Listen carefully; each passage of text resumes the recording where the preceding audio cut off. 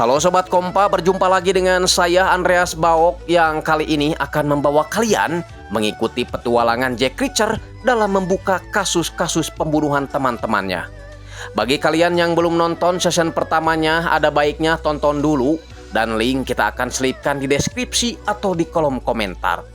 Tapi kalau lagi kismin kuota mah gak nonton juga gak apa-apa karena season kedua ini tidak ada hubungannya dengan season pertama. Hanya saja ceritanya masih hampir sama tentang gelut, dor-doran, dan juga pengungkapan kasus. Tapi sebelumnya saya pengen ngucapin terima kasih dulu buat Torik Degres, Sintu Umaroso, Enti Lestari, Radio Oi Oi, Ripal Bahagia, Ridwan Hidayatullah, Ari Pratama, Lucu Video, Randy Irwan dari Kalimantan Barat, Mas Iki, Hesli Narwastu, Grepi Bensin, Suli Waliwa, Donet Mardon, dan Restu Ulpian. Terus ada Preman Ucok, Gudang Duit, Ansarul Rumak, RND Wicaksono, Latif Limpendi, Josestin Remi Amkai, dan terakhir ada Maskin Tol. Aduh, gimana nih bacanya? Maskin Til apa Maskin TL? Sorry kalau salah baca ya. Pokoknya mas, saya gak akan bosan-bosan ngingetin agar kalian makan permen terlebih dahulu sebelum nonton. Biar seancur-ancurnya muka kalian, sepahit-pahitnya hidup kalian, tapi setidaknya mulut kalian tetap manis. Ini dia, The Reacher. Salah ketap.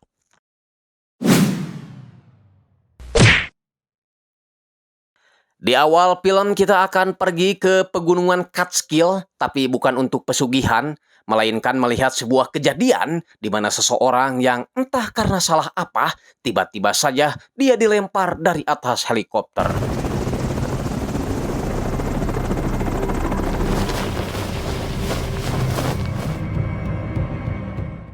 Boa edan. Scene kemudian berpindah ke Arkansas, tepatnya di toko pakaian bekas. Jagoan kita Jack Reacher terlihat membeli jaket, celana jeans, dan juga salempak untuk keperluan sehari-harinya. Karena diperkirakan sudah 1 bulan lebih dia tidak pernah mandi ataupun ganti baju. Masalahnya duitnya kurang karena dia kira diskon 50%-nya masih berlaku. Reacher coba ngegadein KTP dan kartu BPJS-nya, tapi pelayan itu gak nerima. Alhasil, dia pun harus pergi dulu ke ATM terdekat.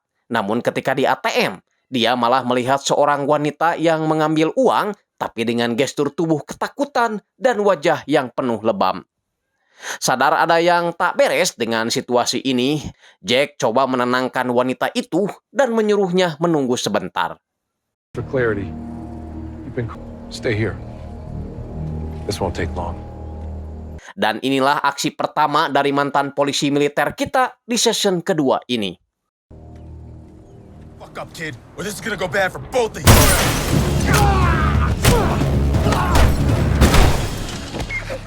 Ya, rupanya bandit ini sedang menyandra anak dari wanita yang tadi. Who are you?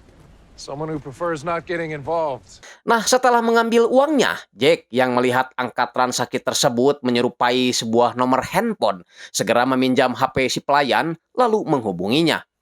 Dan itu adalah nomor mantan anak buahnya ketika di militer bernama Negley. Negley memberitahu Jack bahwa rekan mereka yang bernama Calvin Pranz ditemukan tewas di pegunungan Catskill. Dan dia ingin Jack segera pergi ke New York untuk membahas hal tersebut. Jadi beberapa tahun lalu ketika Jack masih aktif di polisi militer, dia membentuk tim khusus yang terdiri dari beberapa orang untuk memecahkan kasus yang sulit dipecahkan oleh polisi biasa. Ada Calvin Pranz, David O'Donnell, si cantik Carla Dixon, Dave Swan yang sedang bermain gitar, Sanchez dan Orozco yang sedang bermain ular tangga, Musa si mantan hansip desa, dan terakhir Negley. Mirisnya, meskipun mereka selalu berhasil memecahkan kasus, tapi base camp mereka masih aja kelihatan seperti kandang dinosaurus. Place could work a little better. I'm going backwards. Go back. You're doing it wrong. No idea. Go back. Singkatnya, Jack menemui Negley yang sekarang sudah berprofesi menjadi detektif swasta. Negli memberitahu tentang Franz yang sebelum ditemukan tewas di pegunungan Catskill. Franz sempat memberi Negli pesan yang menyatakan bahwa dia ingin bertukar pikiran soal kasus yang sedang dia kerjakan. Tapi Negli yang waktu itu sedang sibuk tak sempat membalasnya. Lalu beberapa hari kemudian ketika Negli akan menghubungi balik, tiba-tiba istrinya memberitahu kalau Franz telah tewas dibunuh. Said he wanted to bounce some stuff off of me about a case he was chasing down. Melihat hasil surat autopsi, Jack menyimpulkan bahwa Franz mati karena disiksa setelah hanya ditemukan lendir di perut, dehidrasi tanpa makan dan minum. Patah pada bagian kakinya juga bukan karena jatuh dari helikopter, melainkan karena siksaan. Itu dibuktikan dengan ditemukannya bubuk besi oksida di kain celana yang dia pakai. Artinya, Franz sudah dipukul dengan besi berkarat sebelum dia dijatuhkan dari helikopter seperti kejadian di awal-awal film. There'd be perimortem injuries and there aren't. His broken legs weren't from the fall anyway. Full of free histamines. Massive pain reaction. That's why ferrous oxide powder was found in his pants fabric. Must have hurt like hell. When they were done with him, they dumped him from the sky to avoid bleeding. So, next steps? Untuk mencari informasi yang lebih dalam lagi, mereka berdua berniat menemui jandanya si Franz, yaitu Angela. Namun, ketika mereka masuk mobil, terlihat seorang pria botak bernama Russo sedang mengintai mereka. Termasuk pria berjambang ini di mobil yang berbeda. She just met up with the big one. Di perjalanan, Negli mengaku khawatir karena rekan-rekannya yang lain sulit dihubungi. Takut kalau mereka juga sedang terkena masalah. Tiba di rumah Angela, mantan istri si Franz itu mengaku depresi setelah dia kehilangan suami dan harus mengurus anaknya sendirian. Tapi hari ini dia sedikit bahagia karena orang-orang terdekat Franz mau mengunjunginya. Layaknya si Negli, ternyata si Franz juga berprofesi sebagai detektif swasta yang bekerja untuk para kliennya. Angela mulai khawatir karena waktu itu kepolisian tiba-tiba saja menggeledah kantornya. Setahu Angela waktu itu suaminya sedang menyelidiki kasus orang Wall Street, pengelola investasi global.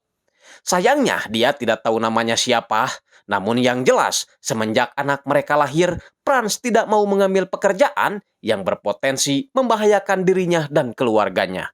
He wanted to be 100%. I want to help. It's just so hard. Once Mikey came along, he stopped doing the dangerous jobs. Every day hurts. Angela hanya bisa memberi kunci kantor suaminya, siapa tahu mereka dapat menemukan sesuatu. You do not mess with the special investigators. Your dad didn't teach you that? Sebelum pergi, Negli memberitahu alasan kenapa ayahnya direkrut menjadi penyidik di tim mereka. Karena Franz selalu berpikir tenang meskipun situasi sedang memanas. Itu dibuktikan ketika Franz dapat mengakurkan dua tentara besar yang berselisih hanya karena mereka berebut sendal jepit. Pada saat keluar, Jack menyadari kalau dirinya sedang diikuti, makanya dia mengingatkan Negli agar selalu waspada. Begitupun dengan si Jambang yang terus berkomunikasi dengan bosnya bernama Shane Langston terkait pergerakan Jack dan juga Negli. Just keep an eye on that hotel and them. Berbekal kunci yang diberikan Angela, mereka masuk ke kantor si Franz yang sudah dalam keadaan berantakan. Jack yakin orang-orang yang menggeledah tempat ini tidak menemukan sesuatu yang mereka cari, sehingga orang-orang itu melampiaskan kekesalannya dengan merusak properti. Dari puing-puing properti itu, mereka menemukan sebuah foto kenang-kenangan waktu mereka masih menjadi tim. Nah, ketika melihat sebuah kantor pos di depan tempat ini, Negli tiba-tiba ngeh bahwa Franz adalah orang yang sangat jeli dan teliti. Dia akan menyimpan barang pentingnya terlebih dahulu di tempat aman, tapi masih mudah dijangkau sesudah mengetahui bahwa dirinya sedang terancam. Dan Negli yakin barang itu ada di depan kantor ini, yakni kantor pos. I ever tell you you're smart, Neely? Sialnya ketika mereka mau masuk, kantor posnya sudah tutup dan mereka harus kembali lagi esok hari. Malamnya di sebuah kamar hotel, Jack dan Negley ngobrol santuy sambil menenggak tuak khas Amerika. Jack menyinggung soal keuangan Negley yang kelihatannya sangat lancar. Itu terlihat dari odong-odong Range Rover yang disewanya, termasuk kamar hotel yang mereka tempati ini terlihat cukup mewah. Negley sih berkata, alhamdulillah, bahkan mengaku dia bisa saja jadi seorang direktur di tempat dia bekerja. Hanya saja dia lebih suka bekerja di lapangan karena bisa bertemu dengan berbagai orang jahat, mulai dari kelas teri hingga kelas atas, dari pencuri kotak amal hingga pencuri uang-uang rakyat. Berbeda dengan si Jack yang terus berkelana gak puguh arah tujuan, mandi juga sebulan sekali, itu pun kalau pas nerima gaji pensiunan yang dibayar tiap tanggal 1. Jadi si Jack ini termasuk tentara balangsak atau miskin ya. Beli sabun juga harus nunggu gajian dulu. Naas, anjing asli.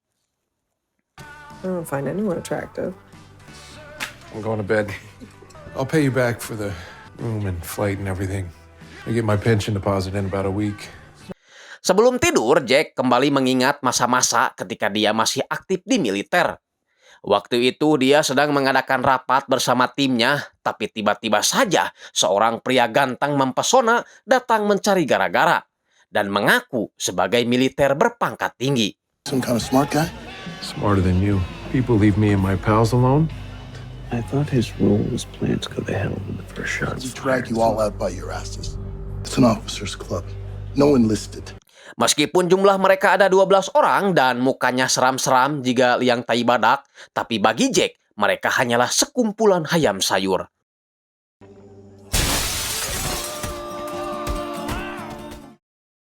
Setelah memberi pelajaran kepada para militer sombong tadi, Jack dan kawan-kawan lanjut ngaliwat, nyanyi-nyanyi, dan juga foto-foto. Learned a very important lesson. I knew the 91st liked to drink on Thursday night. With the special investigators!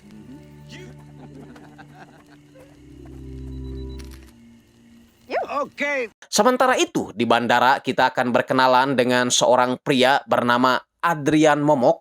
Gak tampan-tampan amat si orangnya, tapi dia sangat mencurigakan. Masuk ke toilet bukan untuk ataupun kencing, melainkan hanya untuk membakar paspornya sendiri. Nah, karena Angela, istri si Franz itu tidak tahu di kotak nomor berapa suaminya menyimpan barang-barangnya, Negley coba menarik perhatian penjaga kantor pos, sementara Jack mencari sesuatu yang dia yakini barang-barang tersebut ada hubungannya dengan kematian Franz. Sir, this man is using a key that isn't... All good here. No, sir, I'm gonna need some ID. Here we go. What we got? Bills, solicitations, potential. Looks like your post office hunch worked.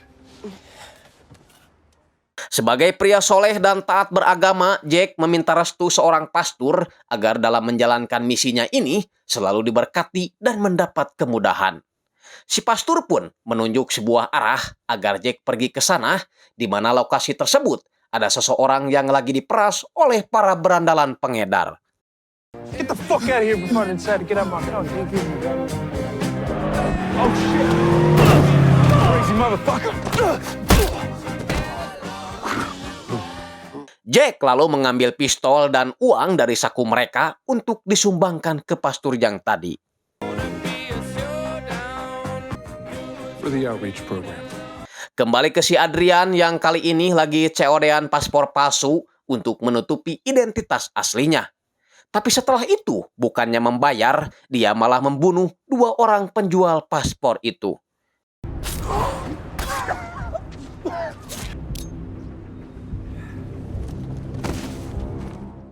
Pulang ke dalam hotel, Jack dan Negley mendapati kamarnya sudah berantakan.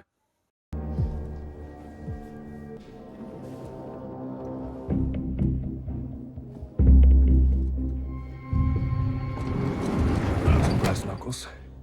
No more switchblade. Yah, ternyata itu hanya rekan mereka, yaitu David O'Donnell. Tapi si David mengaku bahwa tempat ini sudah berantakan sebelum dia tiba di sini. Tanda kalau ada seseorang yang sedang mengincar mereka. Negli tak bisa membuka flash disk milik si Franz yang mereka temukan di kotak pos itu dikarenakan datanya terkunci. Mereka coba memasukkan beberapa kata yang berhubungan dengan Franz, mulai dari nama keluarga sampai dengan pemain bola idolanya, yaitu Victor Igbonepo. Tapi semuanya salah. Negli iseng-iseng memasukkan kata Jack Reacher dan ternyata itulah kata sandinya. Sedangkan di bandara, si Adrian kembali merubah namanya yang tadinya sebagai Adrian Momok, sekarang jadi Andrew McBride. Tapi intinya dia tidak pernah merubah huruf inisialnya yaitu AM. Dan nama dengan inisial AM itu Negli banyak temukan di dalam berkas flash disknya si Franz. McBride, Alan Mason, Alejandro Mendez, Alexander Makopoulos. Ya, karena mereka tahu bahwa dalam pembunuhan si Franz ini bukanlah orang sembarangan, mereka berpikir untuk mencari tambahan orang. Dan mereka teringat dengan rekan lama mereka yaitu Swan. Namun ketika mereka masuk ke rumahnya, Swan tidak ada di rumah. Dan mereka hanya menemukan anjing kesayangan si Swan yang sudah tewas dalam keadaan kehausan. Jack yakin Swan sudah tewas dan orang-orang jahat itu tengah memburu seluruh anggota tim yang pernah dia bentuk dulu. What are you thinking? There's someone hell-bent on taking out the special investigators. Good. Karena khawatir, Jack menyuruh David menelepon para mantan timnya yang tersisa untuk memastikan bahwa mereka baik-baik saja. Sedangkan dirinya akan memperkenalkan diri pada orang yang selalu membuntuti mereka.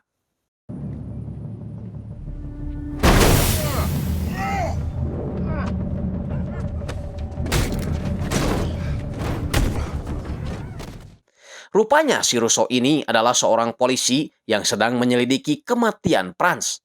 Mengikuti Negli karena Negli adalah orang yang sempat dihubungi Franz sebelum meninggal. Masalahnya tadi si Jack malah memukul si Russo karena salah paham yang bisa dipastikan kalau polisi itu akan membalas dendam. Makanya sebelum polisi itu mengejar mereka berencana akan mengganti mobil sewaan kemudian pergi ke Atlantik untuk mencari teman-teman yang masih tersisa. Sementara itu si Jambang yang melihat juga insiden pemukulan Jack terhadap si Russo segera melaporkan apa yang dilihatnya itu pada bosnya Sean Langston. Si Jambang ingin bosnya itu menurunkan bantuan karena ternyata kekuatan si Jack tak jauh beda sama genderuwo jantan. Time comes, I'm gonna need some backup. Asses. And don't fuck this up. Tiba di sebuah parkiran, Negli dan David sibuk mencari mobil pengganti di grup jual beli, sedangkan Jack terus memperhatikan wanita dengan pakaian gamis yang sepertinya dia tidak asing. Ketika dihampiri, ternyata itu adalah Carla Dixon, mantan anak buahnya di tim penyidik. Dia sengaja cuti kerja setelah mendengar kematian Franz yang tak wajar.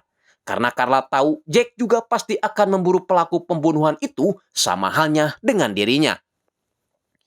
Tapi karena Jack sudah ditandai polisi, makanya dia membutuhkan KTP palsu si Carla untuk mencari odong-odong baru.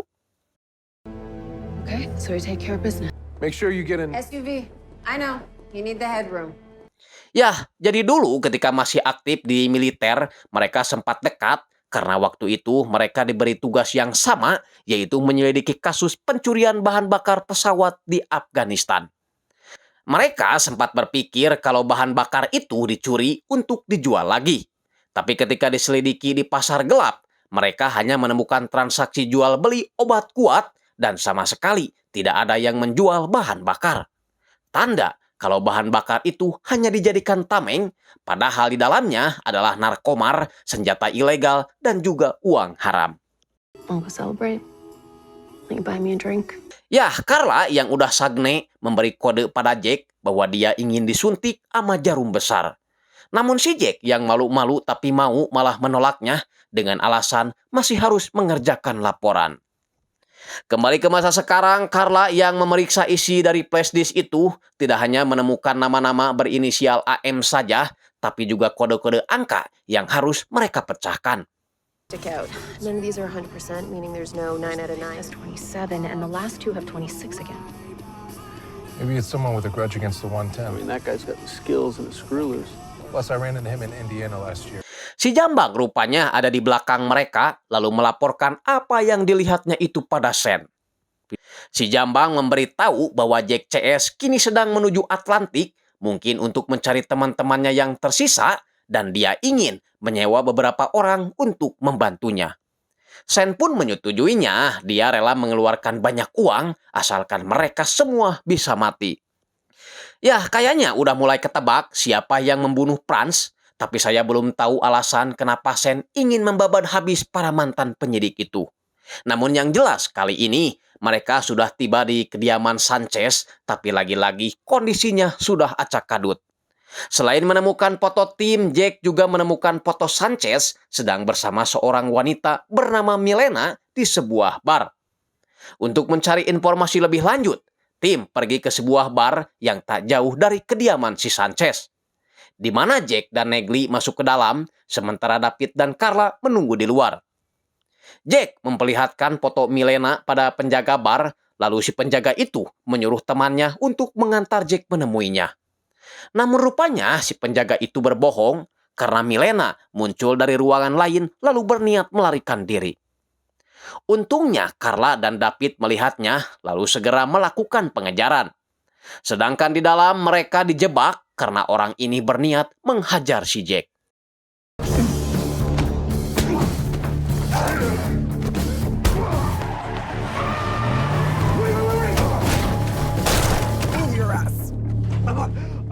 Setelah ditangkap, Belena lalu meminta maaf, baru ngeh bahwa mereka ini adalah teman-teman Sanchez dan Orozco.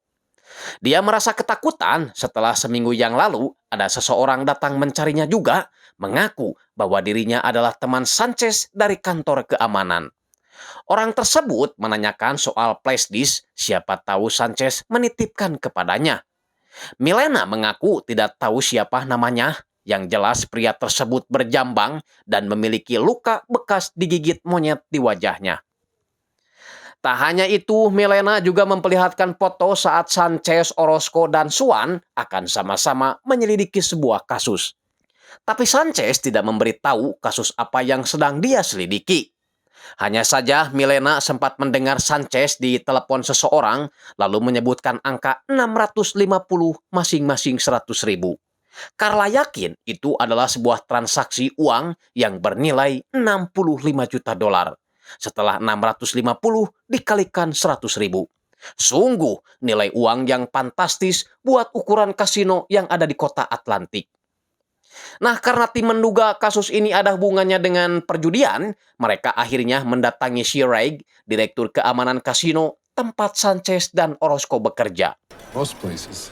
Not here. Maybe this isn't about someone with a grudge against. Elena said Franz was here a couple weeks ago. 650 at 100K. We're talking 65 million bucks. Atlantic City casinos rake in. Not that long. Not with casino accountants watching. Sanchez and Orozco do freelance So they reached out casinos. to Franz. Maybe Swan. Sanchez and Orozco talk about you guys all the time. Yeah, they would do background checks. I just saw them. Tapi ketika Carla memperlihatkan daftar nama-nama yang berinisial AM itu, Raig mengaku tidak mengetahuinya. Menyarankan agar Jack CS menginap dulu di hotelnya sambil menunggu dia memeriksa berkas itu. You know, this might take a few hours. Where are you guys staying? Well, then please allow me. All we have available is a suite. We'll be fine at a motel. Reacher? Yeah, we'll have them send you up a park bench to sleep on. Berbeda dengan tiga rekannya yang sudah terbiasa menginap di hotel mewah, Jack justru terlihat blow on karena terbiasa ikut tidur di pinggiran toko, pos ronda, bahkan musola sekalipun. Dia juga menyimpan sikat gigi favoritnya dan seperti biasa tanpa pasta gigi. Aduh, anjing jorok sekali kamu Jack, Karena udah lama pada gak ketemu, mereka ngobrol satu sama lain, termasuk Carla yang mengaku gagal nikah meskipun dia udah bertunangan. Membuat si Jack lega karena dia masih punya kesempatan. Malamnya, Jack mengikuti Carla yang sedang asik bermain judi di ruang kasino, tak sadar kalau si Jambang juga ada di sana mengintai mereka. Setelah membabat habis bandar judi, mereka jalan-jalan keluar mencari tukang pecel lele sambil ngobrolin masa lalu. Kenapa mereka tak bisa memiliki hubungan spesial. Gig doesn't give you your auditing fix. What I really want to do is go after government corruption and waste. You should do it. Yeah. First step's always the hardest. Is that why? Back in the day, come on, Reacher. It's not like I didn't drop any hints. I was your boss. Tak lama berselang, mereka baru sadar bahwa ada dua pria yang membuntuti mereka. What do you want to do about the two guys that are following us? Figured they saw us cashing out, now they're gonna try to Car rob parked up the us. street with the New York dealer tags. Also pretty sure when we walked by it, the man with the go. Mereka sengaja tak menggunakan senjata api karena tidak mau polisi sekitar terpancing datang ke TKP. Lalu tiba-tiba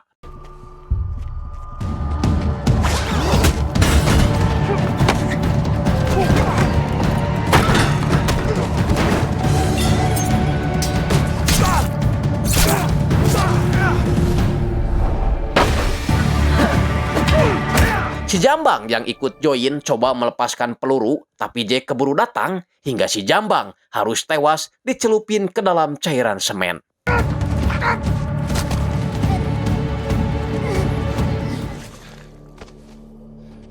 Oh shit. If they went after us, they might go after Neil. They're not gonna go into a busy hotel with cameras everywhere. This asshole's car. Di dalam mobil si Jambang, Carla menemukan berkas semua mantan timnya, pertanda bahwa orang ini sudah lama mengincar mereka. Jack lalu mengambil HP si Jambang, kemudian menelepon si Sen, sebagai peringatan bahwa Sen telah berurusan dengan orang yang salah.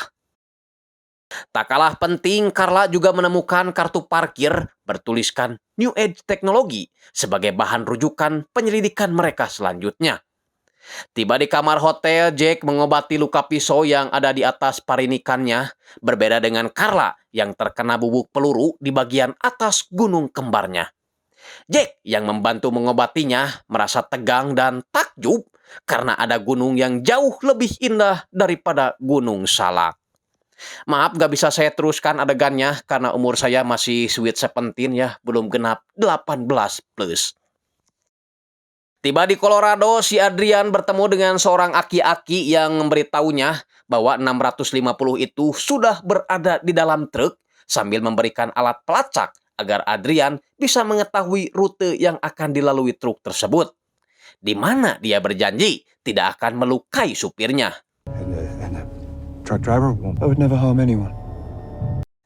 Besoknya, Jack memberitahu tim bahwa dia telah membunuh orang yang selama ini mengikuti mereka dan menemukan beberapa petunjuk. Namun yang paling mengejutkan adalah kabar dari Reg yang memberikan bukti foto tentang tewasnya Sanchez dan Orozco. Dan itu sama sekali gak ada hubungannya dengan tempat perjudian ini. We're gonna need more guns. Film kemudian mundur ke 10 hari sebelumnya ketika Franz disiksa oleh Sen. Dipaksa memberitahu siapa saja orang yang mengetahui rencana transaksi ilegalnya. Namun karena Franz terus bungkam, Sen akhirnya menggunakan sebuah linggis karahaan untuk menghajarnya. Sama persis dengan apa yang diperkirakan Jack mengenai kematian sahabatnya itu. Get him ready.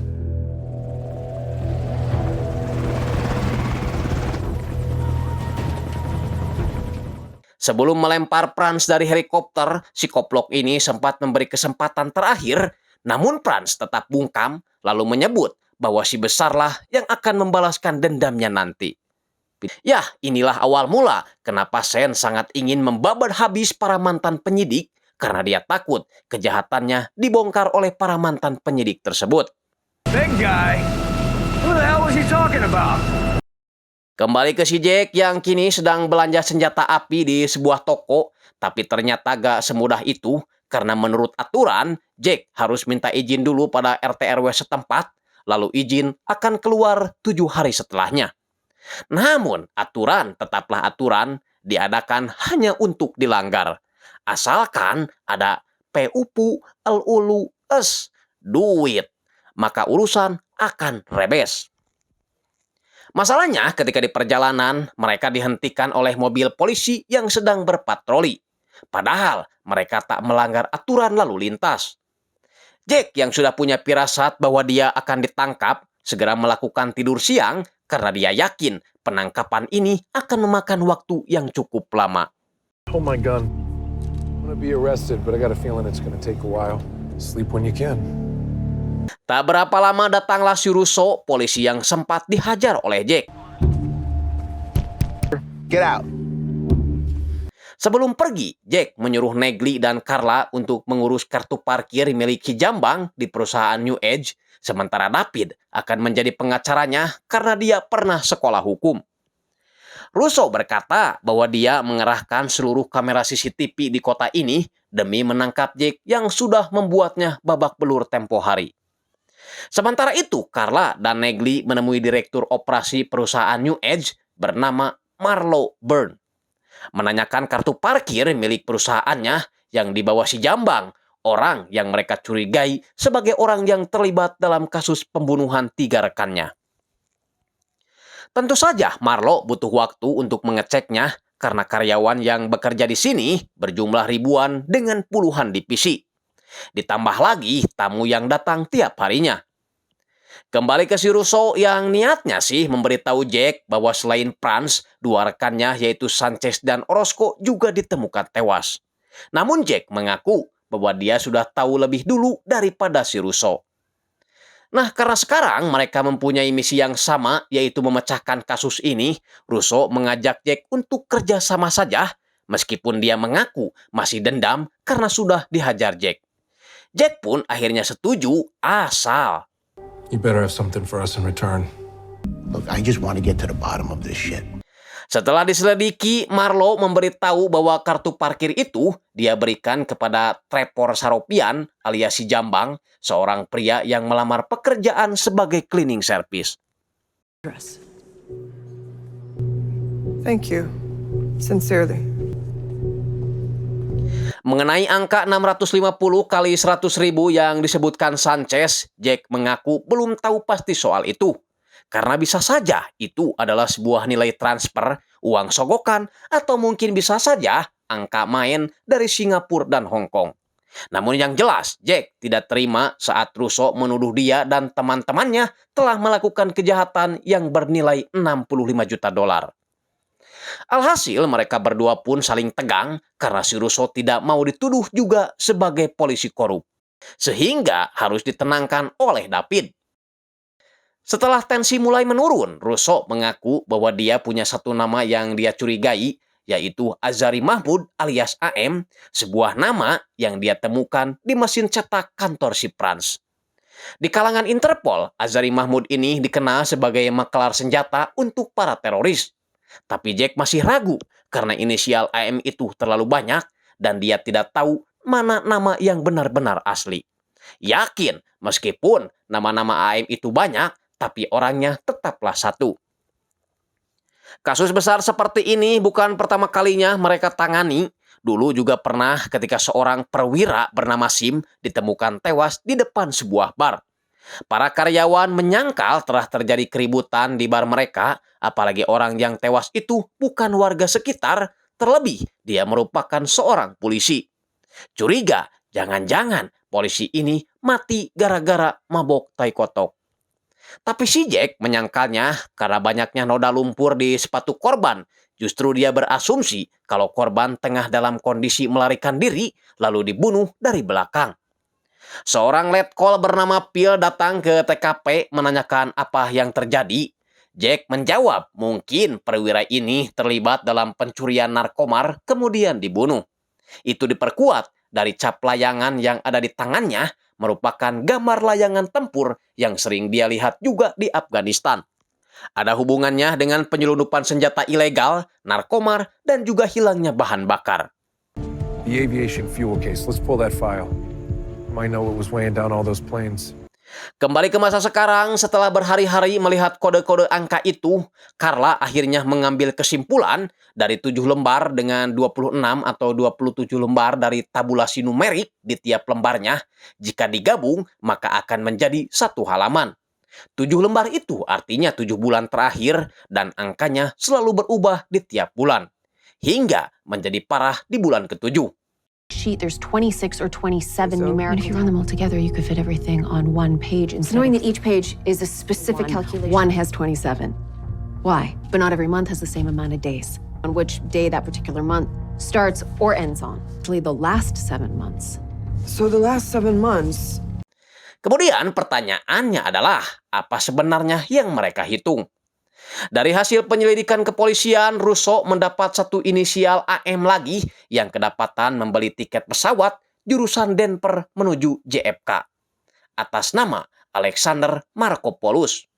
Russo ingin mereka segera bergerak, begitu si AM masuk, secepatnya mereka tangkap. Singkatnya, si Adrian Momok alias AM tiba di bandara, tapi dia sudah curiga dengan seorang pria kulit hitam yang berjaga seperti babagig atau orang-orangan sawah, termasuk orang yang berdiri membawa koper besar ini. Oh, I'm so sorry about that. Adrian lalu menelepon Sen mengabarkan bahwa dia akan datang terlambat karena pihak kepolisian sudah mencurigainya.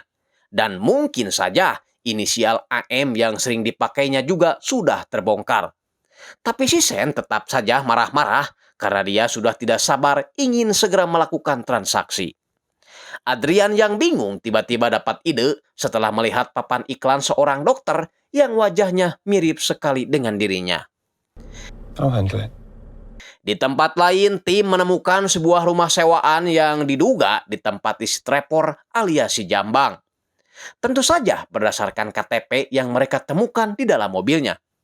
Untuk memastikannya, Jack lalu menelepon yang punya kontrakan, kemudian menyebutkan ciri-ciri orangnya. Dan yang punya rumah mengiyakan bahwa itu adalah si Trevor yang menyewa salah satu rumahnya. Found Trevor Seropian's wallet on the sidewalk. ID lists him as 5'9". Picture has a scar on his face. Yes, that's Trevor. Setelah mendapat kepastian, tim pun segera pergi ke sana dan Jack sudah mempersiapkan lodong rakitannya sendiri untuk memulai aksinya.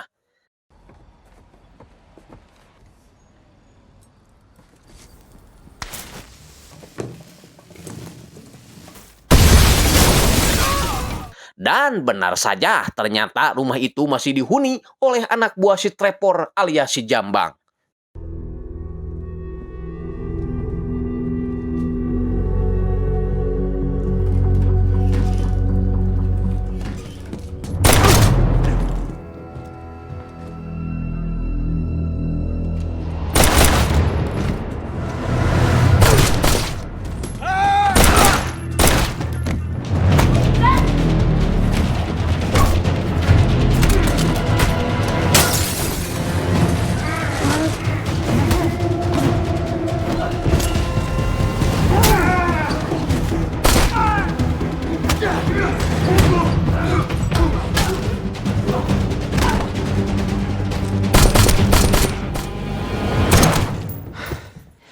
Donkey's ass, meat Professed.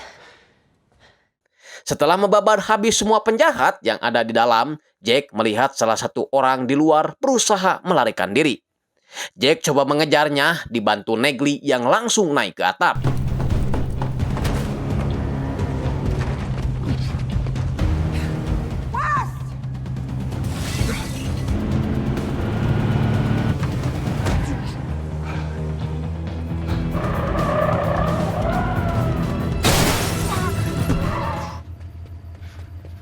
Sialnya, pria bernama Collins ini malah tewas sebelum diinterogasi karena menderita serangan jantung. Namun meskipun begitu, setidaknya tim jadi tahu bahwa pria bernama Collins tadi bekerja di perusahaan New Age berdasarkan dari kartu identitasnya. Setibanya di tempat aman, Russo marah-marah karena cara kerja Jack CS terlalu barbar hingga mengakibatkan orang-orang sekitar mengetahuinya. Tapi justru dengan cara itulah mereka berhasil mendapatkan petunjuk lagi, yakni sebuah kartu kerja dari perusahaan New Age. Meskipun mereka belum yakin apakah kartu tersebut adalah sebuah pengalihan atau memang ada kaitannya dengan perusahaan tersebut. Yang jelas, si Russo memberitahu bahwa orang berinisial AM itu tak jadi muncul di bandara. We're gonna help each other. I gotta know that you The guys. list of aliases we gave you is useless to us tonight. It's gonna be tough for us to work the case if the cops get onto us. And let's just say I didn't get I don't like doing that. New Age. That's the next logical step. No more fucking cowboy shit. Seakan tak mempedulikan omongan si Russo, Jack CS malah lebih edan memakai topeng layaknya hansip yang mau ngeronda lalu pergi ke gedung New Age.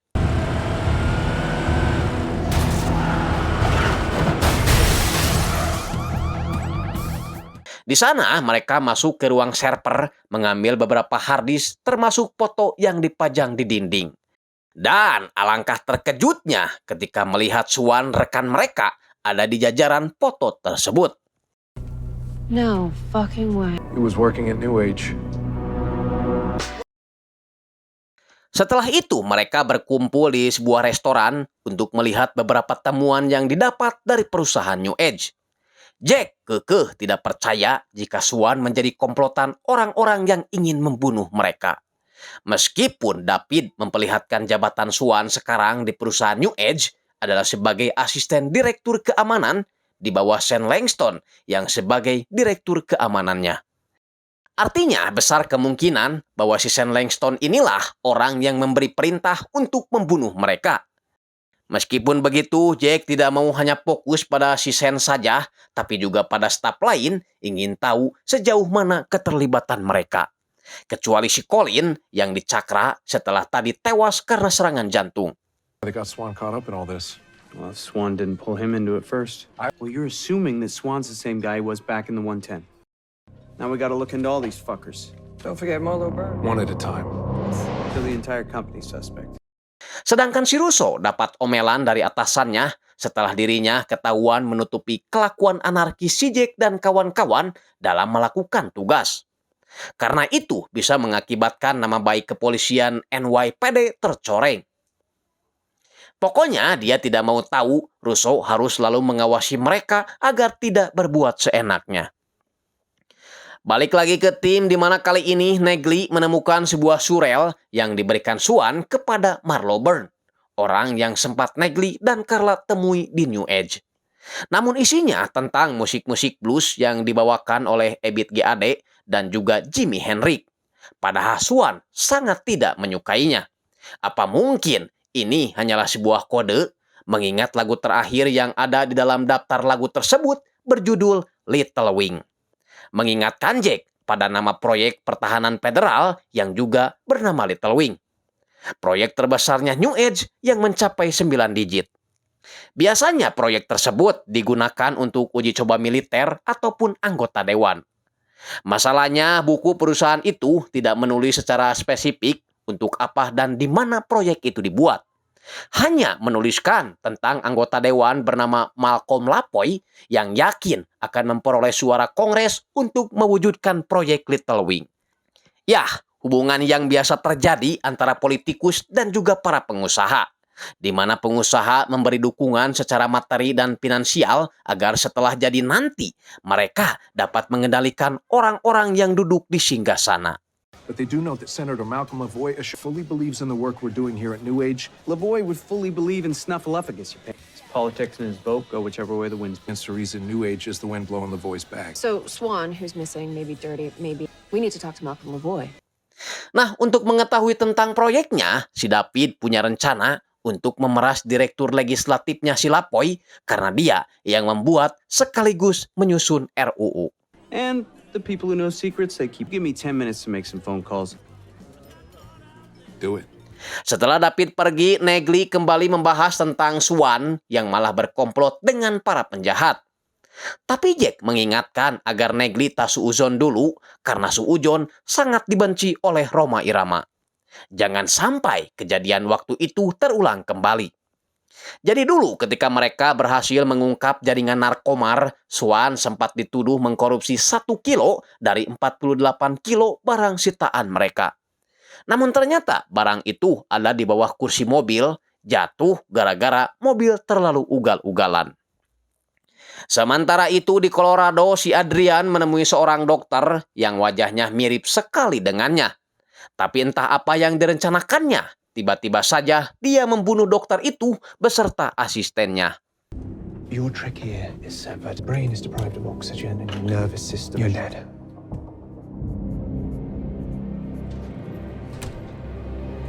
Kita ke si David yang menargetkan direktur legislatifnya Senator Lapoy bernama Daniel Boy. Manusia pamali yang hobinya pesta serta main perempuan. Dan kelakuan bejatnya itulah yang harus mereka manfaatkan. Tak lama kemudian Russo menelepon, marah-marah karena dia hampir dipecat atasan gara-gara Jack menabrakkan mobilnya ke pintu pagar perusahaan New Age. My boss almost punched my ticket because of you. I want everything you got on New Age. You understand? I'm gonna send you their security team roster. Run background. Busy heading off to Boston. What's in Boston? Sebelum pergi ke Boston, Jack dan David menemui pengedar kelas teri terlebih dahulu karena dia butuh senjata api dan juga narkomar.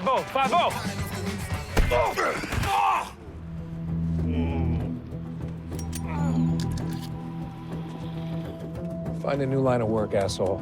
Sedangkan Negley dan Carla masuk ke rumah Marlo Byrne, tapi di sana mereka tak menemukan apapun, hanya melihat perhiasan emas, kutang yang sudah acak-acakan, dan juga gepokan uang. Di sisi lain, si Adrian alias si AM merubah identitasnya menjadi Dr. Manuel dan dia coba pergunakan identitas barunya itu untuk menyewa odong-odong. Would you like this? Do you know why I love comic books so much?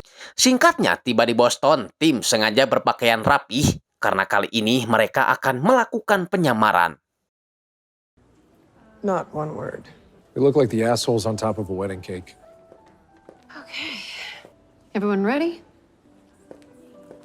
Carla masuk ke gedung Lenong untuk mencari perhatian si Daniel Boy dan sepertinya itu berhasil. I'm sorry, I'm a little turned around. I don't know if I have means. Do you mind? Let's just see what we got here. How about I swap your ticket with my aide when he arrives? Please, take a seat. In the back. Sementara Jack dan David akhirnya mendapatkan angka 650 setelah melakukan pengurangan dan penjumlahan dari angka-angka yang tertera dalam berkas yang mereka temukan. 13/14. Something happened 13.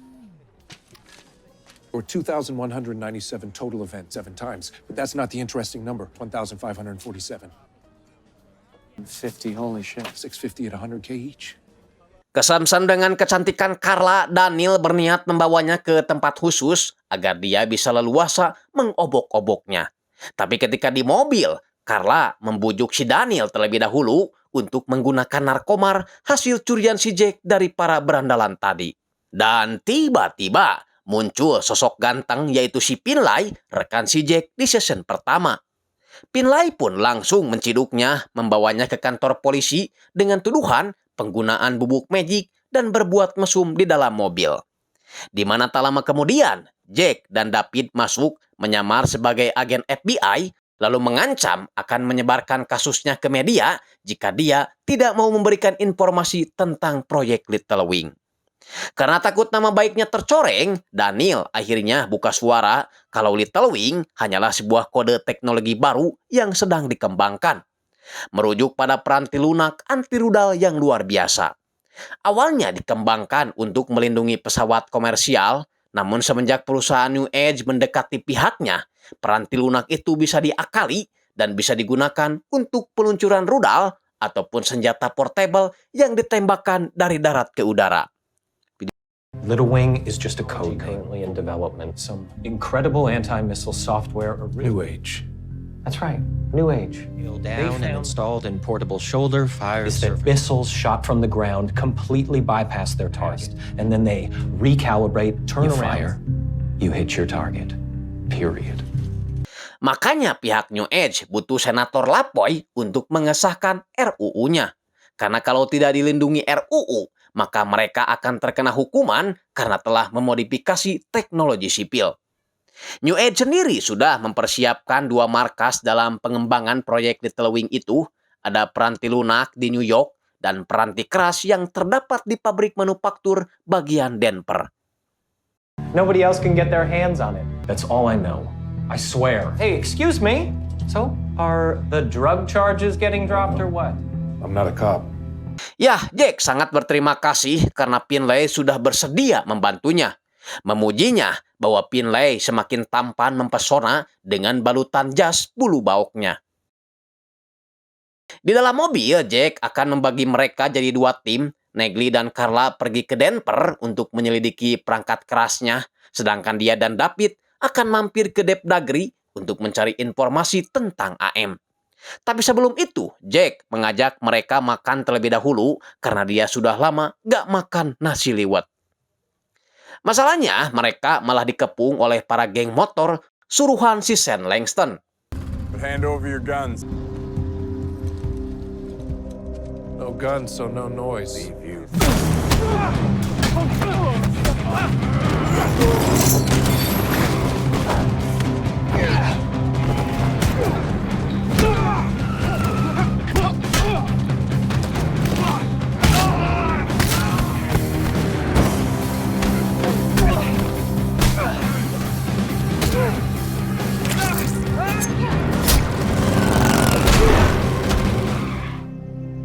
Setelah membabat habis para cecunguk itu, Jack kemudian mengambil HP salah satu di antaranya untuk memberitahu bahwa orang-orang suruhannya sudah pada innalillahi di tempat. Sen yang sedikit gentar malah mengajak Jack untuk kerjasama, tapi Jack menolak karena dia hanya ingin melempar Sen dari atas helikopter seperti yang dia lakukan pada Franz. I want to throw you out of a helicopter. Jack mengantar David pulang dulu ke rumah karena katanya istri dan anaknya mau liburan. David mewanti-wanti istrinya agar menggunakan HP sekali pakai, selalu bertransaksi dengan uang tunai agar tidak meninggalkan jejak, dan terakhir tidak mengupload foto ke sosial media. Itu dilakukan hanya untuk jaga-jaga karena dia sedang berurusan dengan orang-orang jahat kelas atas. Takut jika keluarganya menjadi sasaran juga. She doesn't panic. Beautiful, tough, smart.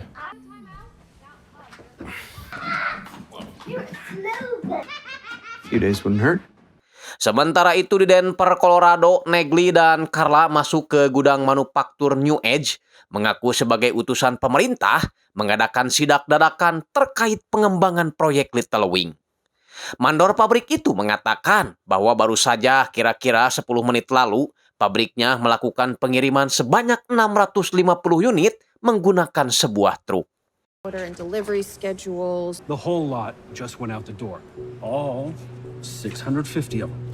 If someone had called me first. Yeah. Truk yang membawa bahan-bahan nuklir itu sendiri mendapat hadangan dari orang yang tak dikenal dan pastinya sudah mengetahui isi dari truk tersebut. You need an extra set of hands? Ya, ternyata mereka ini adalah kelompok kriminal yang memesan senjata melalui si AM. Mereka membunuh si supir agar terkesan seperti perampokan, lalu menukar plat nomor untuk mengelabui pihak berwenang. Tracker did the job. Your associate, they might be upset I killed the driver though. They won't care as long as they get paid. Switch the trailers and get on the road. Kita ke si Jack dan David yang berada di kantor Depdagri menanyakan informasi mengenai inisial AM. Menurut mereka, AM adalah orang pintar tanpa jejak dan tanpa foto. Dia bagai hantu karena pihak Depdagri saja tidak mengetahui dari negara mana dia berasal. Sama sekali tak ada kepentingan politik ataupun agama. Dia adalah penyembah uang karena bekerja untuk penawar tertinggi, penghubung teroris dengan alat kejahatan. AM sulit dilacak karena selalu melakukan transaksi menggunakan obligasi untuk menghindari pajak, media pencucian uang, dan kejahatan lainnya. Sebelum pergi, Jack jujur bahwa dia tidak akan menyerahkan si AM pada siapapun karena dia sendirilah yang akan membunuhnya.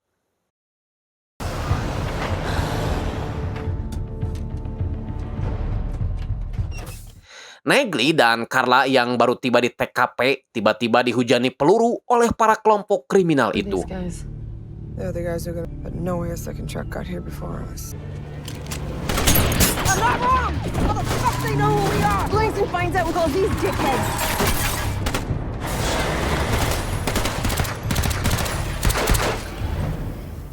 Lalu setelah dua orang itu mendekat,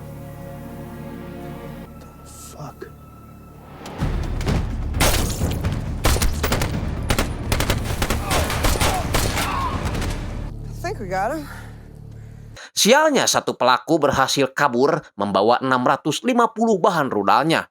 Tapi meskipun begitu, Negley menemukan sesuatu dari surat jalan yang para penjahat itu tinggalkan. Mereka pun menceritakan kejadian tadi pada Jack dan David melalui telepon. Hell of a lot, actually. So what happened out there? We're fast because cops are on the way to a body count, and we got a Truck with all 650 missiles in it was hijacked. Dan yang paling mencengangkan adalah kabar Swan yang masih hidup itu terlihat dari cap jempol digitalnya yang terpampang di dalam surat muat pengiriman barang. Di saat 3 rekannya yakin kalau Swan pasti terlibat, Jack tetap kekeh bahwa Swan bukan orang seperti itu. Dan kalaupun demikian, dia pasti berada dalam tekanan atau keterpaksaan. I know you want to believe Swan's clean, boss. So what you said about killing them all? That include Tony Swan? Jack yang lagi dilema kembali mengingat masa lalunya saat dia dan Swan menyamar sebagai pengedar narkomar. Sementara yang lain menunggu di dalam mobil.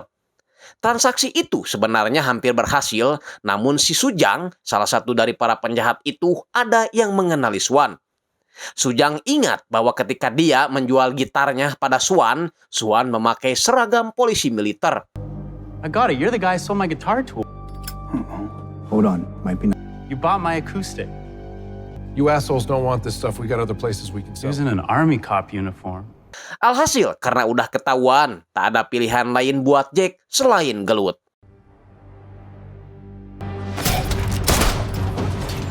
Look out! Di mana dalam pertempuran jarak dekat itu, Swan rela mempertaruhkan nyawanya demi Jack. I owe you one. That shattered my collarbone.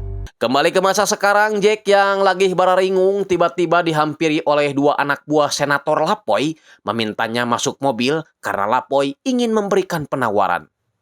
Di sisi lain, si Adrian memberikan komplain pada Sen terkait penyerangan yang dialami oleh kliennya.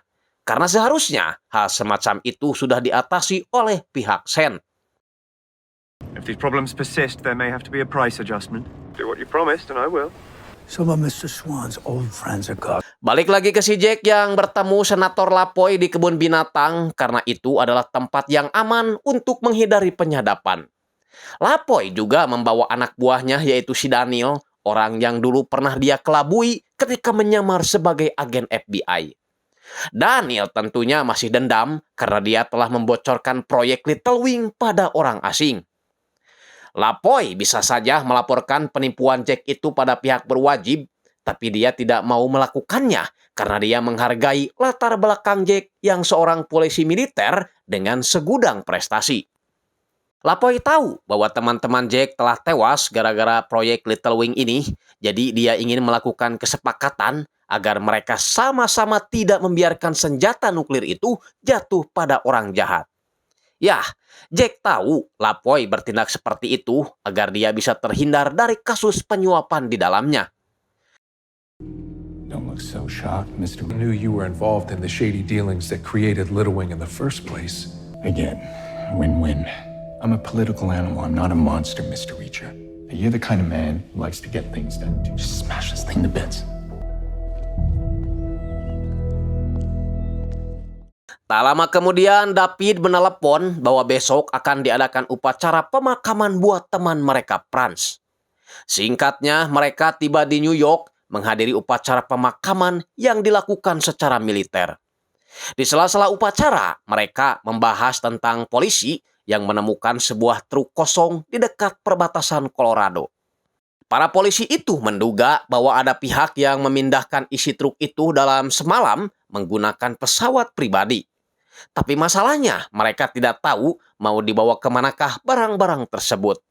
Hanya saja, Jack yakin ketika uang transaksi itu berpindah tangan, si AM pasti akan hadir beserta para pembunuh teman-temannya. Tak hanya Jack dan kawan-kawan, Russo juga hadir di pemakaman itu, menghibur anak almarhum si Franz dengan memberikannya mainan. Bukti kalau dia memang polisi baik hati, tak seperti yang dituduhkan Jack sebelumnya. Tapi gobloknya si Jack malah menganggap kalau hadiah itu merupakan sogokan agar dia bisa mendekati ibunya yang kini sedang menjanda. Suujon anjing. Tapi bisa jadi seperti itu ya. Jelas dong si Russo kesal, tapi sebisa mungkin dia menahannya karena dia punya informasi penting yang harus disampaikan. Di mana hampir semua anak buah si Sen Langston merupakan mantan polisi NYPD. Kecuali Swan yang merupakan mantan militer. Jadi si Russo mencurigai jika Swan lah yang berperan besar dalam kasus ini Karena sebagai orang militer, tentu dia tahu senjata jenis apa yang lebih dibutuhkan oleh para teroris. Sembari memperingatkan Jack agar tidak sembarang menuduh korup pada orang lain kalau di timnya sendiri masih ada orang korup macam Swan. My father was a cop, a good one. When you call me dirty one more time, I will give you that beating that I owe you.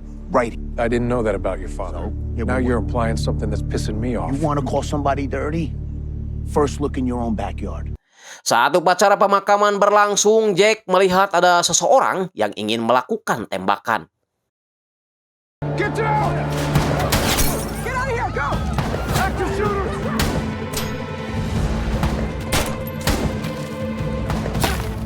Get closer. Flank them. Neely and I will take the one on the right. You two.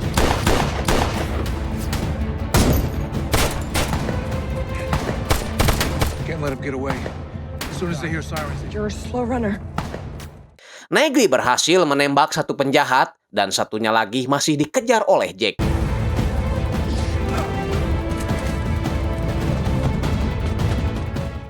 Untungnya Russo datang tepat waktu, lalu sama-sama mengejar penjahat itu.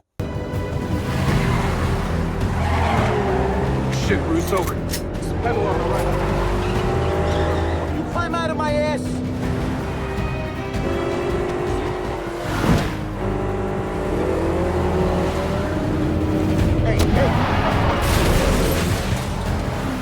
Sampai pada akhirnya penjahat itu harus terhenti setelah mobilnya menabrak tong sampah. Jack yakin kalau si Sen sudah mulai frustasi, makanya dia coba mengirim pembunuh bayaran di siang bolong seperti ini. Meminta izin agar Russo membiarkannya menginterogasi penjahat ini karena bisa dipastikan bahwa transaksi rudal itu telah semakin dekat. Oh, come on, man. By not telling me everything you know, you're protecting the people who killed my friends. I'm just gonna squeeze the life out of you. Karena takut dibunuh, pria ini mengaku akan menerima bayaran di sebuah gedung tua terbengkalai dari seseorang bernama Swan. Untuk memastikannya, Jack menyuruh pria itu masuk ke gedung yang dimaksud, sekalian melaporkan ada berapa orang di dalam dan senjata apa yang mereka gunakan. Dan ketika orang itu masuk ke dalam... Hello?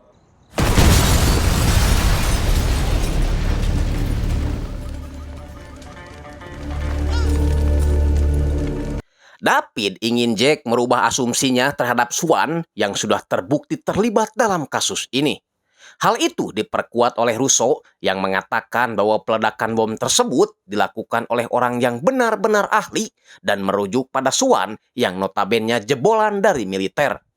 Hanya saja mereka masih belum bisa memastikannya 100% karena di dalam gudang tersebut hanya ditemukan pria bayaran tadi sedangkan Swan tidak ada. Tak lama kemudian Russo mendapat informasi bahwa mobil Marlo Byrne ditemukan di sebuah tempat di Manhattan.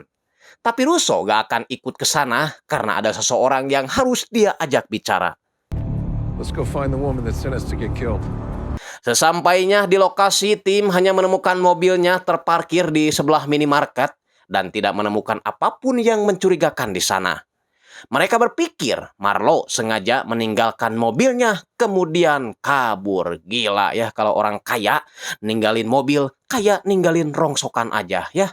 Lah gua nyimpan sepeda di tempat parkir aja harus pakai kunci leher. Kembali ke cerita, Jack yakin Marlo masuk dulu ke minimarket sebelum dia melarikan diri. Setelah dicek di kamera CCTV, Marlo terlihat buru-buru sampai tak sempat mengambil kembalian. Harapan muncul setelah Negli melihat anaknya sedang bermain Nintendo Switch. Jika dia tahu alamat IP-nya, maka dia akan mengetahui di mana lokasi Marlo sekarang berada.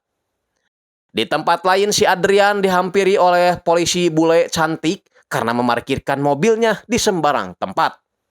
Si polisi itu meminta Adrian menyerahkan SIM-nya untuk diperiksa ke bagian pusat. Jelas dong si Adrian panik karena SIM yang dia berikan adalah SIM milik Dr. Manuel yang kemarin dia bunuh. 5R41, please run an interstate check on Colorado driver's 548 Manuel Elzogby. Polisi ini terlambat menerima informasi karena nama Manuel telah tewas dalam insiden perampokan. Sedangkan tim kembali ke rumah si Marlo, di mana Negley sengaja bermain game yang sama dengan anak si Marlo. Karena begitu anaknya ikut gabung bermain, maka Negley bisa melacak keberadaannya. Sambil nunggu Negley main game, Jack permisi tidur duluan, yang diikuti oleh Carla naik ke atas karena dia sudah atel atau gatal pengen disuntik.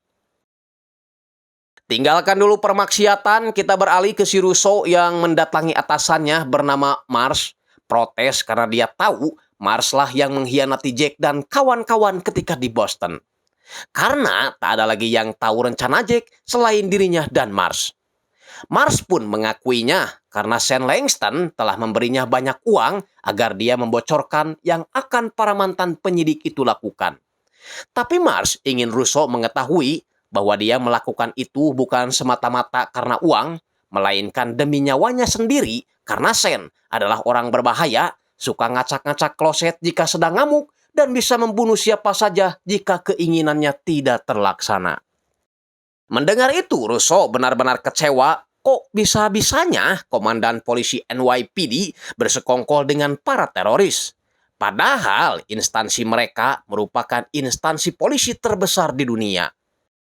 Langston is a businessman. He saw a play and he took it. Your father definitely knew guys like him. It's an order. These are bad fucking people. And don't ever bring up my father. That good man is 6 feet underground.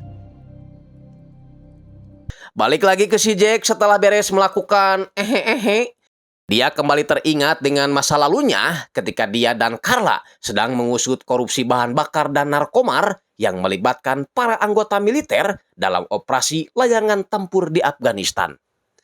Tiba-tiba saja dia dipaksa berhenti menyelidiki kasus oleh rekannya karena kasus tersebut ditakutkan mencoreng reputasi atasan mereka yang akan dicalonkan menjadi Danton.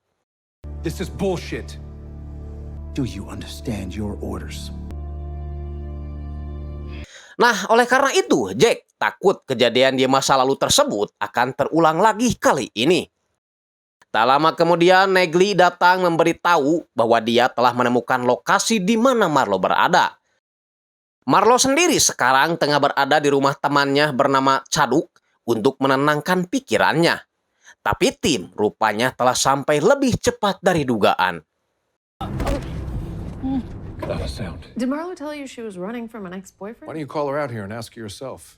I won't do it. If you don't get Marlo out here, I'll go in and get her myself. Tim merasa dendam kepada Marlo karena dia adalah orang yang memberikan alamat si Trevor waktu itu yang ternyata di dalamnya sudah banyak pembunuh bayaran. Seolah-olah Marlo ingin mereka semua mati. Namun Marlo menyanggahnya. Dia mengaku tidak tahu apa-apa karena alamat itu dia berikan atas perintah Sam Langston, bukan Swan. Justru Swan-lah yang coba menghentikan semua ini setelah ada banyak hal mencurigakan dari proyek Little Wing itu. Swan menduga ada orang-orang teknik yang coba memanipulasi laporan pengujian klip Little Wing yang berjumlah 650 itu. Makanya dia ingin menyelidiki semuanya sebelum meminta bantuan pada Jack dan kawan-kawan agar mengusutnya. Tapi sampai saat ini, Swan tak pernah lagi mengabarinya, dan itulah alasan kenapa Marlo memutuskan untuk kabur. Karena dia tidak mau nasibnya akan sama seperti Swan, dijadikan kambing hitam atas kejahatan program Little Wing. Dan inilah sosok orang teknik yang memprogram chip-chip itu menjadi program rudal. Namanya Dadang Rusnawan, kita panggil aja Rus. You can go. Someone who recently hijacked a truckload of Sam's. We'll find out soon enough.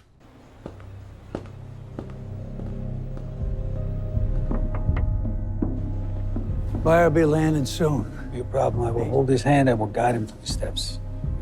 Nothing to worry about. Tak lama kemudian Marlo menghubunginya, memberitahu bahwa dia sedang diikuti oleh 2 orang wanita dan mereka ingin bertemu di suatu tempat. Where? I'll come get you. So I have to keep moving. Where could we meet? That if you did what I said, you make a lot of. Mengingat bahayanya misi ini, Jack menitipkan Jen, anak si Marlo, pada Russo karena Jack sudah mengakui bahwa meskipun botak, tapi Russo punya hati yang baik. Russo pun menerimanya meski dia juga sadar bahwa dirinya tak aman lagi setelah menolak bekerja sama dengan New Age seperti yang tadi ditawarkan oleh atasannya Mars. Singkatnya, mereka tiba di sebuah rongsokan odong-odong, mempersiapkan semuanya agar mereka benar-benar bisa melindungi Marlo. As soon as you're gone, we're gonna come up behind him and block the exit. Then we'll kill him. Someone's coming.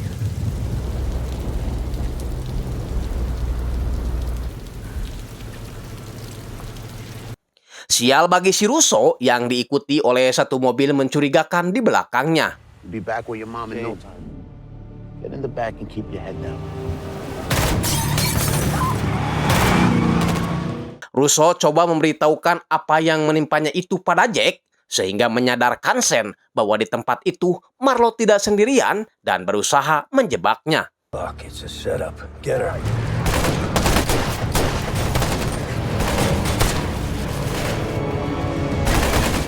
Jack ingin rekan-rekannya pergi menyelamatkan Russo, sedangkan dia akan melawan Sen sendirian. You all need to go.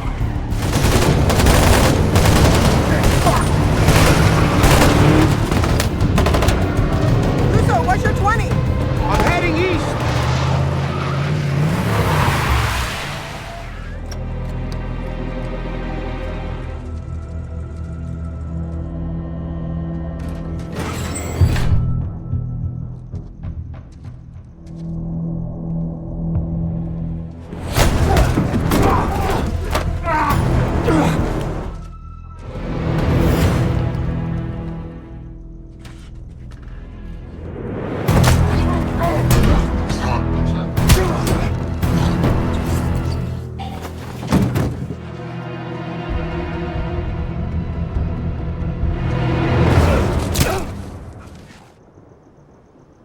Setelah membunuh anak buahnya satu persatu, kini tinggal menyisakan Jack dan juga Sen. Sialnya, Jack terpaksa harus menunda dulu dendamnya pada Sen setelah helikopter datang menyelamatkannya.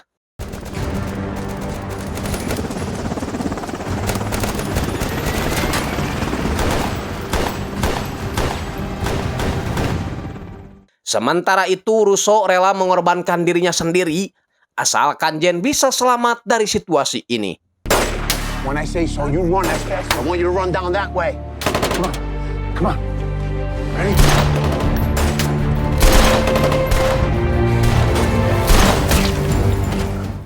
Jen hampir saja jadi sasaran mereka, untungnya tim keburu datang tepat waktu. Jen berhasil selamat, tapi tidak dengan Russo. Polisi jujur ini harus menghembuskan napas terakhirnya di pangkuan Negli.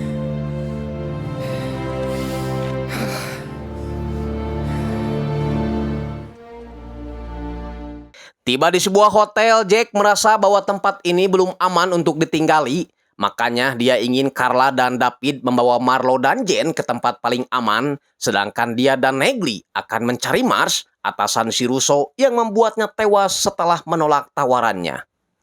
Singkat cerita, Jack dan Negli tiba di depan rumah si Mars, dan Negli ingin Jack berbuat sesuatu karena berkat yang punya rumah inilah dia harus melihat orang baik tewas di hadapannya. Si Mars rupanya tengah mempersiapkan pelariannya dengan uang hasil sogokan dari si Sen. Tapi Jack keburu menghentikannya dan dia ingin Mars mengatakan apa yang ingin dia ketahui.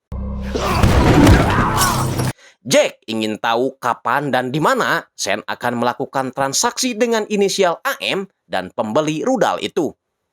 Mars mengaku tidak tahu detail soal itu, lalu mengarahkan Jack pada seseorang bernama Grant, orang yang kini dirawat di rumah sakit gara-gara ditubruk Negli semalam. Yakin Grant mengetahui semuanya. Setelah membunuh, Jack iseng-iseng mengambil segopok uang milik si Mars, mengingat dia punya utang bekas ngadepo pada si Negli. No one's gonna be looking for you in Buffalo, but where are these? Pull them down tight, load your driver's got $5 grand cash and pop. This isn't gonna do. Melihat David yang bisa menenangkan Jen, Carla menyadari bahwa David merupakan sosok ayah yang baik. Makanya dia menyarankan David untuk mundur dari misi ini, takut bila David terjadi sesuatu, maka keluarganya akan sangat kehilangannya. mengingatkan Carla pada masa dulu saat Jack mempersilahkan anggotanya untuk keluar dari tim jika mereka tak ingin membantah atasan. Dan Jack akan tetap menghargai keputusan teman-temannya. Ya, seperti yang sama-sama kita ketahui bahwa penyelidikan Jack dan kawan-kawan terhadap para militer yang terlibat penyelundupan narkomar dipaksa berhenti oleh atasannya. Tapi Jack sama sekali gak peduli, dia akan tetap melanjutkan misinya meskipun resikonya dia akan dipindah tugaskan bahkan dipecat. Tapi faktanya tak ada satu orang pun yang meninggalkan Jack karena mereka tahu tentang tanggung jawab dan tugas yang harus dilakukan sebagai polisi militer, yaitu melindungi negara dan juga menciduk aparat yang bedegong atau menyalahi aturan. Singkat cerita malam pun cedem, Jack dan 3 orang menggerebek 3 orang militer yang dicurigai sudah mengamankan barang haram tersebut. On whose orders? Major Jack, reason to believe these vehicles have been used to transport schedule search. You don't have a warrant. You heard the major. Neil. Neely? Mereka melakukan pencarian di seluruh mobil yang dipercaya digunakan sebagai media transaksi. Di saat semuanya frustasi karena tidak menemukan barang bukti yang mereka inginkan, Jack akhirnya menemukan bubuk magic itu di dalam sebuah ban serep. Switchblade.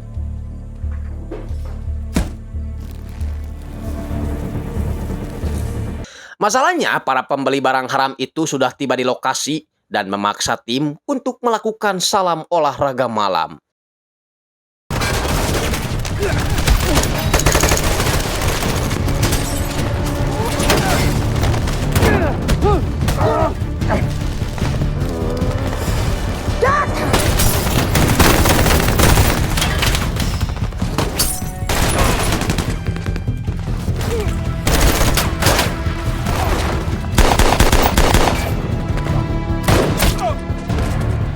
Thanks, kid.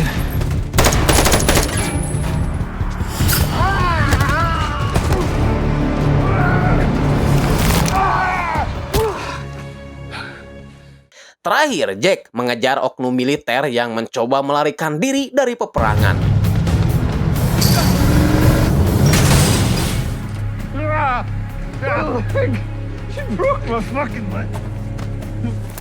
Keesokan paginya, tim dibubarkan, tinggal menunggu keputusan apa mereka akan dipindah tugaskan atau malah akan dipecat. Di mana Franz membagikan foto kenang-kenangan mereka, lalu ada Swan yang menghibur semua teman-temannya dengan lagu yang sering mereka nyanyikan ketika masih menjadi tim, yaitu lagu Mira Santika. Meskipun pada akhirnya mereka tahu bahwa mereka akan dibebas tugaskan alias dipecat karena tak menuruti perintah atasan. Your unit is disbanded. Rest assured, Uncle Sam will get his pound of flesh. And you decided to throw a goddamn party! How I wanted this case wrapped up. You're all hereby relieved of your duty. Tapi walaupun demikian, tim tetap merasa senang karena mereka berhasil mengungkap kejahatan.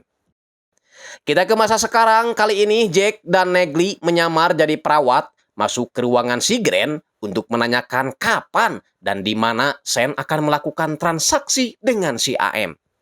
Awalnya Grant tak mau bicara sebelum Jack mengancam akan mengambil 2 bola jakarnya untuk dijadikan lato-lato. Karena takut, Grant akhirnya jujur bahwa pertemuan itu akan dilaksanakan besok jam 5 sore, tapi dia gak tahu lokasinya di mana. Meskipun Grant udah memberikan informasi, Jack tetap membunuhnya. Anggap saja itu pembalasan dendam dari Russo.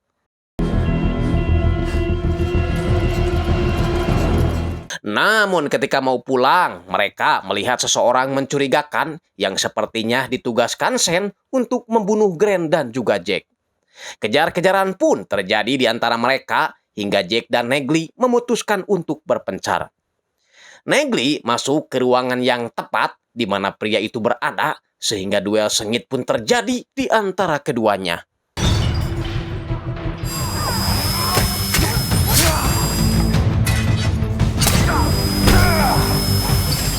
Negley hampir saja tewas kalau Jack tidak keburu datang tepat waktu.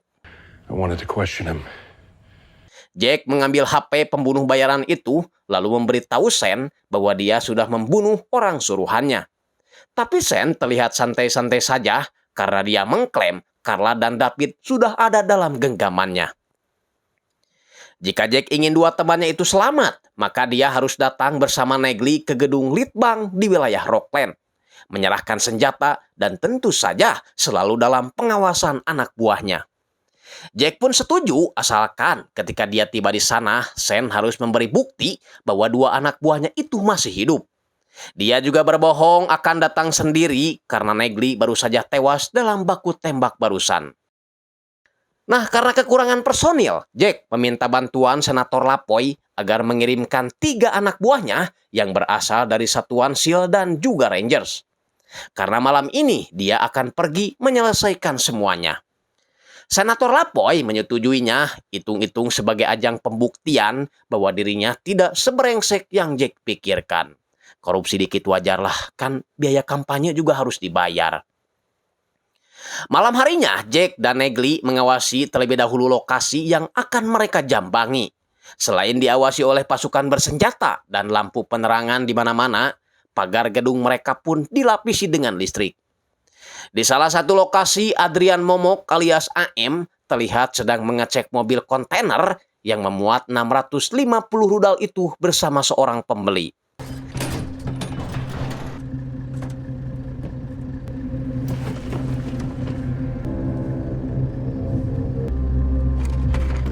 The new age engineer who has the little in chips.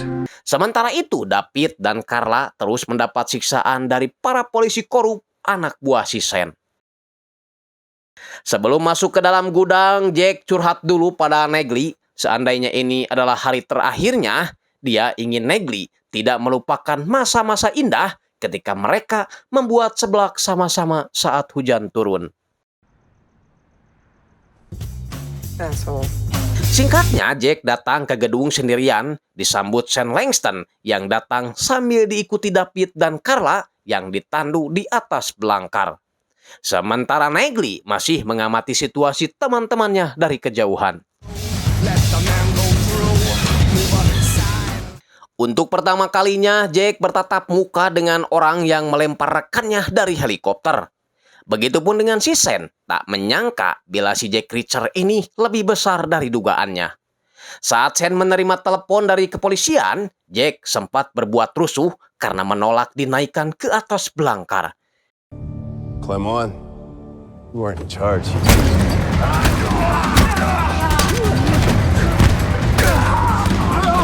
Sampai pada akhirnya Sen menghentikan keributan itu.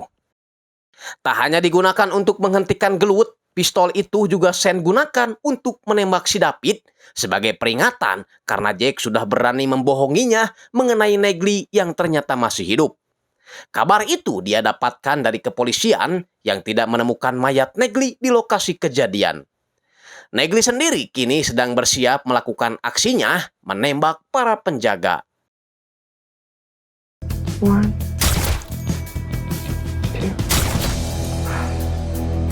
Sambil memukuli Jack berulang-ulang, Sen menyinggung nama Swan yang telah dia bunuh karena dia telah mencoba menghalangi segala rencananya.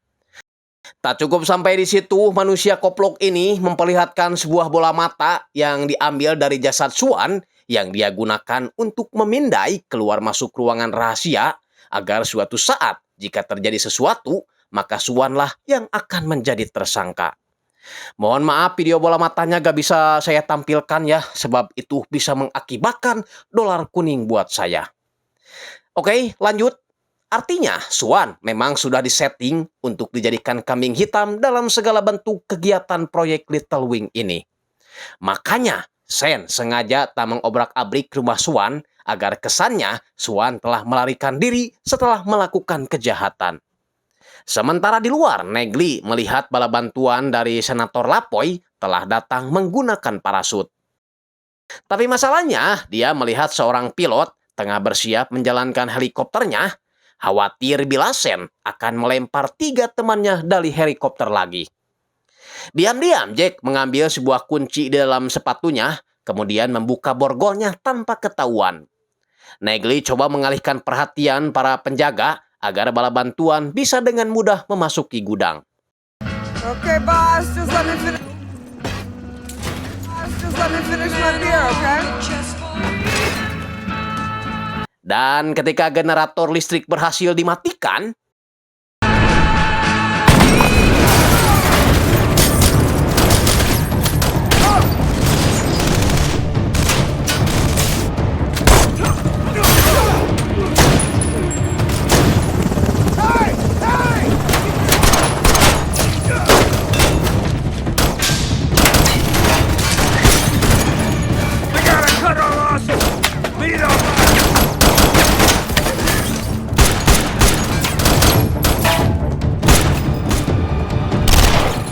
Jack berusaha mengejar Sam Langston yang berusaha kabur naik helikopter. Sehingga ketika dia akan melempar Carla dari helikopter,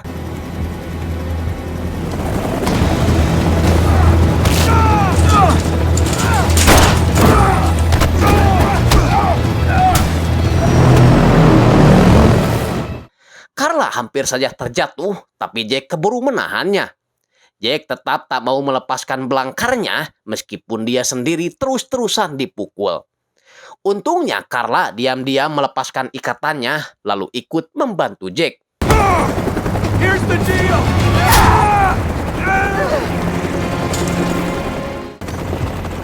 Oh no.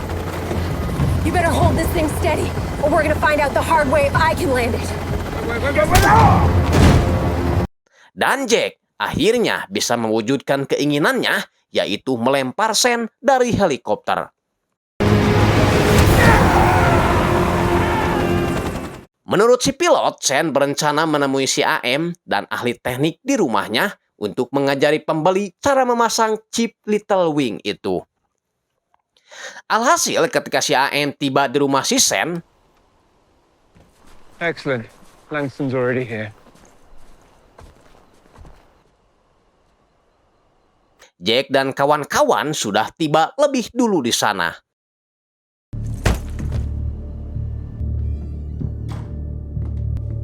It must be some mistake. I don't know any. Adrian mengaku hanya seorang perantara yang menghubungkan antara penjual dan pembeli dan tidak pernah merasa melakukan pembunuhan pada teman-teman Jack. Meminta Jack dan kawan-kawan agar segera menangkapnya saja lalu diadili. Tapi mereka tahu bahwa orang seperti Adrian akan mudah bebas dari hukuman karena dia punya koneksi orang dalam. Maka inilah yang mereka lakukan.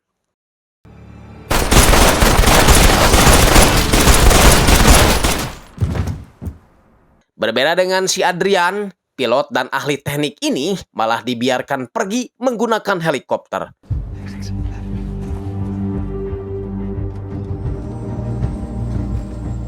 Tapi setelah itu, Negley memasang alat rudal itu dengan chip yang sudah dipasang.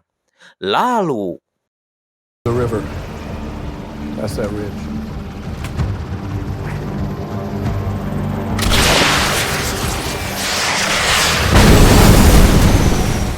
masalahnya 3 orang senator Lapoy ini langsung menodongkan senjatanya sesuai instruksi sang bos bahwa mereka harus menghabisi komplotan Jack juga agar tak ada saksi yang tersisa mengenai keterlibatannya dalam proyek tersebut. Untungnya Jack sudah memperhitungkan hal itu. Dia sudah menghubungi pihak Depdagri untuk mengusut tuntas kasus Little Wing ini dan menghukum semua yang terlibat. Is it over? Almost. You've got the green light. Get going. We'll clean up here. Dengan wajah yang masih babak belur, mereka masuk ke sebuah warteg sambil membawa uang $65 juta itu dalam bentuk obligasi. Tapi Jack rupanya membagikan uang-uang itu pada seluruh keluarga teman-temannya, baik yang udah meninggal ataupun mereka bertiga yang masih hidup.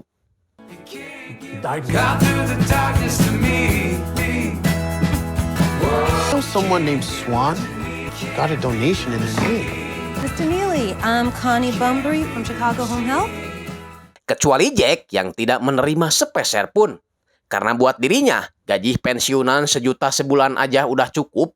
Bisa makan ama asin tulang aja udah alhamdulillah. Yang penting sehat dan hidup tidak merugikan orang lain.